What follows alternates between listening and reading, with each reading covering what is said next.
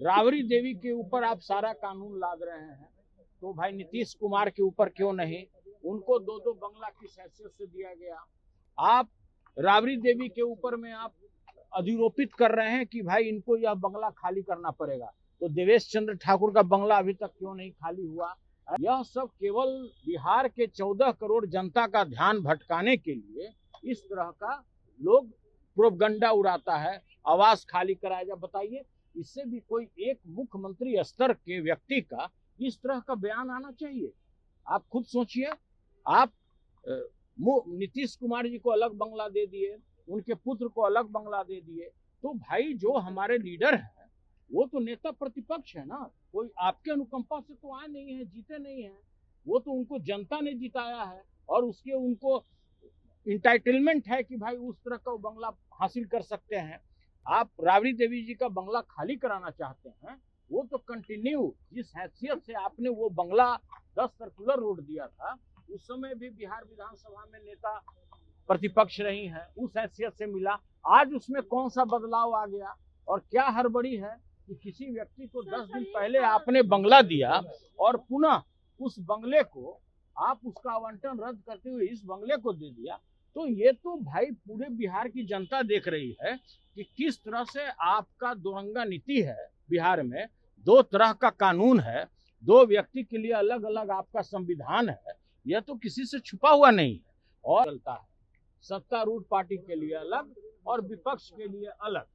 तो भाई यह दोगली नीति जो सरकार का है, यह चलने वाला नहीं है। राबड़ी देवी के ऊपर आप सारा कानून लाद रहे हैं, तो भाई नीतीश कुमार के ऊपर क्यों नहीं? उनको दो दो बंगला किस हैसियत से दिया गया? आप राबड़ी देवी के ऊपर में आप अधिरोपित कर रहे हैं कि भाई इनको यह बंगला खाली करना पड़ेगा, तो देवेश चंद्र ठाकुर का बंगला अभी तक क्यों नहीं खाली हुआ? ऐसे ऐसे दर्जनों मकान हैं और सरकारी आवास हैं जिस पर अनऑथराइज तरीके से लोग कब्जा किए हुए हैं। सरकार का कहाँ जमीर मर गया? उसके लिए आप क्या कर रहे हैं? और देखिए, यह सब केवल बिहार के 14 करोड़ जनता का ध्यान भटकाने के लिए इस तरह का लोग प्रोपगंडा उड़ाता है, आवास खाली कराया जाए। बताइए, इससे भी कोई एक मुख्यमंत्री स्तर के व्यक्ति का इस तरह का बयान आना चाहिए? आप खुद सोचिए। आप नीतीश कुमार जी को अलग बंगला दे दिए, उनके पुत्र को अलग बंगला दे दिए, तो भाई जो हमारे लीडर हैं वो तो नेता प्रतिपक्ष है ना, कोई आपके अनुकंपा से तो आए नहीं है, जीते नहीं है, वो तो उनको जनता ने जिताया है और उसके उनको इंटाइटलमेंट है कि भाई उस तरह का बंगला हासिल कर सकते हैं। आप राबड़ी देवी जी का बंगला खाली कराना चाहते हैं, वो तो कंटिन्यू जिस हैसियत से आपने वो बंगला 10 सर्कुलर रोड दिया था, उस समय भी बिहार विधानसभा में नेता प्रतिपक्ष रही है, उस हैसियत से मिला। आज उसमें कौन सा बदलाव आ गया और क्या हड़बड़ी है कि किसी व्यक्ति को 10 दिन पहले आपने बंगला दिया और पुनः उस बंगले को आप उसका आवंटन रद्द करते हुए इस बंगले को दे दिया?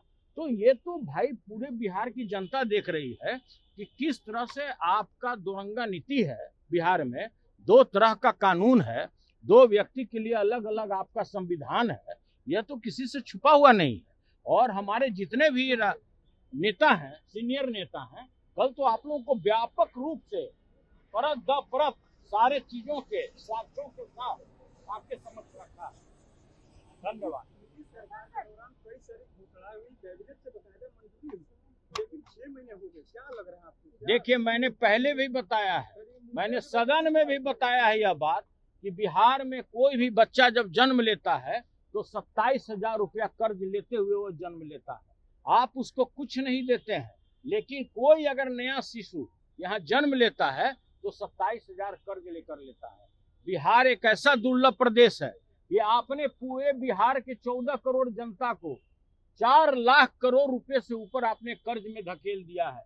आज आपके किसी भी ऑफिस में स्टाफ को समय पर सैलरी नहीं मिल रहा है। जो ठेकेदार लगातार काम करके चारों ओर, चाहे ग्रामीण कार्य विभाग हो या कोई भी विभाग हो, उसका भुगतान नहीं हो रहा है। आज उसकी स्थिति क्या हो गई है? आज वो स्थिति हो गया कि वो आज स्कूटर पर भी चलने लायक नहीं है। तो देखिए, आपने जो बिहार का हाल बना रखा है और जिस तरह से लगातार बिहार में अपराध बढ़ता जा रहा है, इस पर आपका ध्यान नहीं है। आपका खजाना खाली है। आपने सत्ता हासिल करने के लिए गलत तरीके से 41,000 करोड़ रुपया आपने बांट दिया है पूरे बिहार में, उस पर आपको चिंता नहीं है। जिसको आपने 10,000 रुपया चुनाव के पहले 1 महीना पूर्व से चुनाव के दिन तक 10,000 रुपया आपने 1,87,00,000 महिलाओं के खाते में भेजा। आपने क्या प्रॉमिस किया था कि मैं तुरंत 1,90,000 रुपया आपके खाते में भेजूंगा। ऐसे ऐसे मंत्री हैं कि मतलब बेतुका बयान। मैंने पूछा सदन में कि भाई 10-10 हजार रुपये में वो कौन कारोबार करेगा, तो लोग बोलते हैं कि बकरी खरीद लेगा।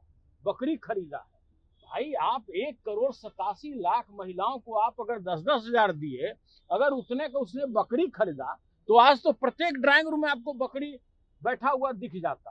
तो देखिए ये लोग का जो मंशा है, बिल्कुल बिहार को नरक में इन्होंने धकेल दिया है, और इस चीज को केवल ध्यान भ्रमित करने के लिए ये बंगला विवाद लाया है। धन्यवाद। सत्ता पक्ष के लोग कह रहे हैं